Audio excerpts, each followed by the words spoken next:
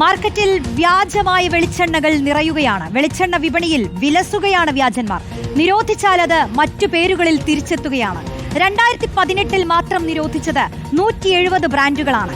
കേര വെളിച്ചെണ്ണയ്ക്ക് മാത്രം വിപണിയിൽ 62 വ്യാജന്മാർ ഉണ്ടെന്നാണ് കണ്ടെത്തൽ. എണ്ണവില കൂടുന്ന സമയത്താണ് വ്യാജന്മാർ വിപണിയിലേക്ക് എത്തുന്നത്. പരിശോധനകൾ കുറയുന്നതും വലിയ തിരിച്ചടിയാവുകയാണ്. TV പ്രസാദ് നൽകും വിശദാംശങ്ങൾ. പ്രസാദ്, ഞാൻ നേരത്തെ പറഞ്ഞതുപോലെ ഓണം എത്തുമ്പോൾ തന്നെ ഈ നല്ല വെളിച്ചെണ്ണ ഇല്ലാതെ മലയാളിക്ക് ഒരു ഊണോ ജീവിതമോ ഒന്നുമില്ല. മാത്രമല്ല, ദൈനംദിന ജീവിതത്തിൽ തന്നെ വലിയ ഭാഗമായിട്ടുള്ള ഈ വെളിച്ചെണ്ണ അത് ശുദ്ധമല്ലാതായി മാറുന്നു എന്നുള്ളത് ഞെട്ടിക്കുന്ന കാര്യമാണ്. നമ്മൾ പല ദിവസങ്ങളിലായി അതിൻ്റെ പല ഞെട്ടിക്കുന്ന വിവരങ്ങൾ പുറത്തുവിട്ടുകൊണ്ടിരിക്കുകയാണ്. ഇതിപ്പോൾ വിപണി നിറയെ വ്യാജന്മാർ നിറഞ്ഞാൽ അതെങ്ങനെ തിരിച്ചറിയുമെന്നുള്ളത് വലിയ ആശങ്കയാണ്. മാത്രമല്ല, നിരോധിച്ചു കഴിഞ്ഞാൽ അത് പല പേരുകളിലും തിരിച്ചെത്തുകയാണ്. എന്താണ് ഇപ്പോൾ നടന്നുകൊണ്ടിരിക്കുന്നത്? മാർക്കറ്റുകളിൽ നിന്നടക്കം മനസ്സിലാക്കാൻ പറ്റുന്നത് എന്താണ് പ്രസാദ്? റോഷ്നി, എല്ലാ കാലത്തും കേരളത്തിൽ യഥേഷ്ടം വ്യാജന്മാർ വിലസാറുണ്ട്. പക്ഷേ വ്യാജന്മാർക്ക് വലിയ ഡിമാൻഡ് ഉണ്ടാകുന്ന സമയം എന്ന് പറയുന്നത് വെളിച്ചെണ്ണയുടെ വില കുത്തനെ കയറുന്ന സമയമാണ്. അങ്ങനെ ഒരു സീസണാണ് ഇപ്പോൾ നമുക്ക് മുന്നിലുള്ളത്. വെളിച്ചെണ്ണയുടെ വില 500ഉം 600ഉം കടക്കുന്നത് നമ്മുടെ കൺമുന്നിൽ നമ്മൾ കാണുകയാണ്. 175 രൂപയ്ക്കും 200 രൂപയ്ക്കൊന്നും വെളിച്ചെണ്ണ വാങ്ങിയിട്ട് ഒരുപാട് കാലമായില്ല മലയാളി. അങ്ങനെ ഇരിക്കെയാണ് വില 500ലേക്കും 600ലേക്കും കുതിച്ചത്. കൊപ്രയുടെ ക്ഷാമം, അതുപോലെ തന്നെ വലിയ രീതിയിലുള്ള ഈ പറയുന്ന കൊപ്രയുടെ ഉൽപ്പാദന ചെലവിൻ്റെ ഭാഗമായി കൃത്യമായി കൊപ്ര കേരളത്തിൽ എത്താത്ത ഒരു സ്ഥിതി, മറ്റ് സംസ്ഥാനങ്ങളിൽ നിന്ന് എത്തുന്നതിൻ്റെ വരവ് കുറഞ്ഞത്, അങ്ങനെ ഒരുപാട് കാരണങ്ങളുണ്ട് ഇതിന് എന്നതാണ്.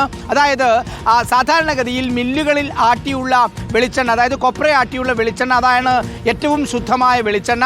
പക്ഷേ അങ്ങനെയുള്ള വെളിച്ചെണ്ണ മാർക്കറ്റിൽ നിലനിൽക്കെ തന്നെ വ്യാജന്മാർ ഇറങ്ങുന്നതോടുകൂടി സാധാരണ മാർക്കറ്റിലുള്ള വിലയേക്കാൾ 50-100 രൂപ ഒരു ലിറ്ററിന് കുറച്ചു കൊടുക്കാൻ അവർക്ക് കഴിയുന്നു എന്നുള്ളതാണ്. കാരണം അത് കൃത്യമായ നല്ല കൊപ്രയാട്ടി ഉണ്ടാക്കുന്ന വെളിച്ചെണ്ണയല്ല.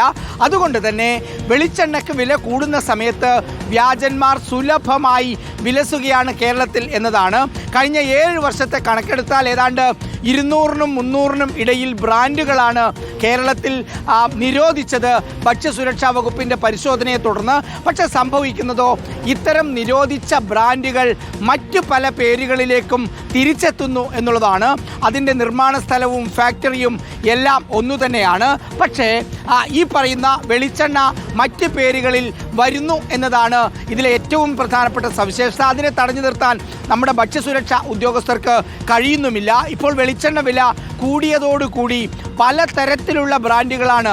ഒരു ഉദാഹരണം പറഞ്ഞാൽ, കേര എന്ന വെളിച്ചെണ്ണയാണ് മാർക്കറ്റിൽ ഏറ്റവും സുലഭമായി എല്ലാവർക്കും അറിയുന്ന നല്ല വെളിച്ചെണ്ണയായിട്ട് അറിയപ്പെടുന്നത്. കേരയുടെ പേരിൽ തന്നെ 50ലേറെ ബ്രാൻഡുകളാണ്. 62 വരെ ബ്രാൻഡുകൾ കേരയുടെ പേരുമായി ചേർന്നുള്ള ബ്രാൻഡുകൾ ഉണ്ട് എന്നാണ് ഭക്ഷ്യസുരക്ഷാ വിഭാഗം കണ്ടെത്തിയത്.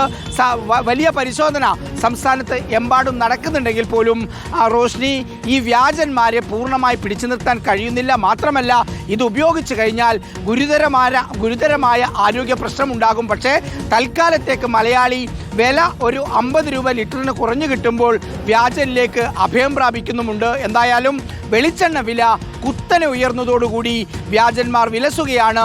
ഭക്ഷ്യസുരക്ഷാ വിഭാഗം പരിശോധനയും കർശനമാക്കിയിട്ടുണ്ട്. പരിശോധനകളിൽ എന്ത് സംഭവിക്കുന്നു എന്ന് കൂടി നമുക്കറിയണം. TV പ്രസാദാണ് ഈ വ്യാജ വെളിച്ചെണ്ണയുടെ യാഥാർത്ഥ്യം